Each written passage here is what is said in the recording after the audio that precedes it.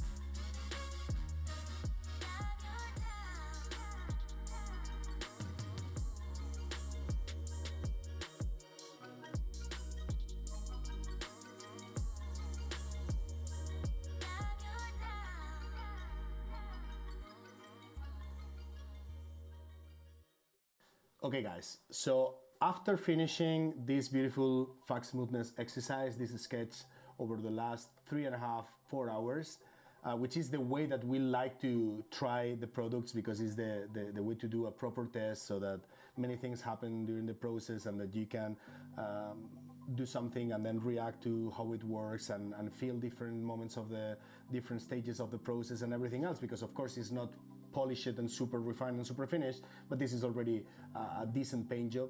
I will say that Kimera has created a very peculiar, very distinctive, very unique product, to be honest. It's something different, and if I have to describe it, I would say instead of calling it ink, I would call it fluid, to be honest. But fluid is a concept that is very versatile, because a fluid could be something similar, almost close to a heavy body, or it could be something closer to an ink. And I think that the reason why they call it inks is because from here, from this kind of pigment, because it's vibrant enough and it's thin enough and it's a very stable pigment, you can dilute it as much as you want. So you can use it as a fluid color, or you can use it similar to an ink. It will not give you the same properties to an artistic ink brand, you know, it will not be so slippery, it will not slide so good, it will not have such a strong vibrancy and pigmentation, but it's somewhere there, you know, it's something very intense for a fluid color. It is very creamy, it behaves really well, it mixes really, really well, and it's another advantage, I must say.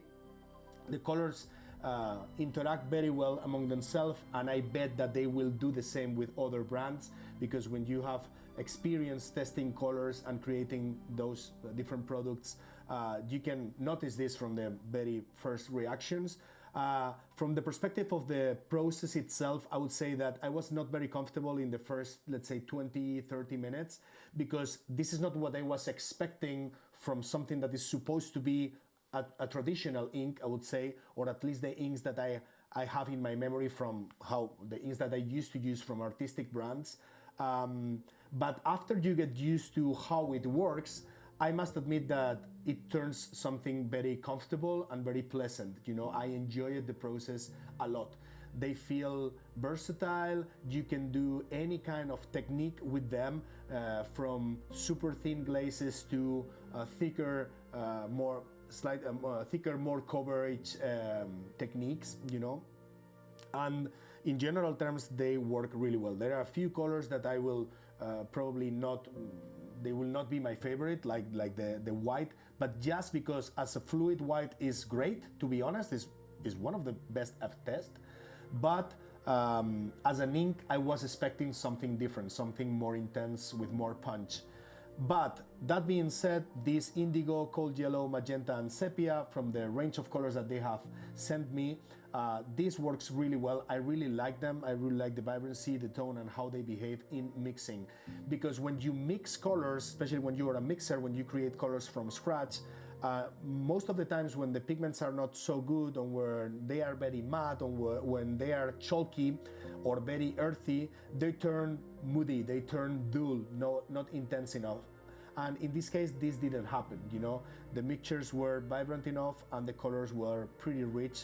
And the finish is not satin, which is another thing that I will disagree, because again, this is like fluidity, like satinness between matte and glossy. There are so many steps of different stages of satin that for some people would be satin and for some people will be not too matte, let's say. So to me, this is not satin, this is not too matte. You know, these are not ultra matte paints. This is something in between matte and satin. That's what I can say from that. That being said, in my conclusion is they behave really well, they work really well, and yeah, in general terms, I think that it's a product that deserves a try because it's a good product, it's high quality pigments, and you will probably enjoy if you use them in addition to your own collection of paints.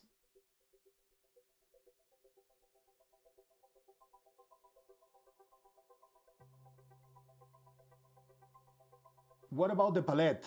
To be honest, I'm not a palette guy. I normally do it with any super cheap tray or anything like this, as I have already explained.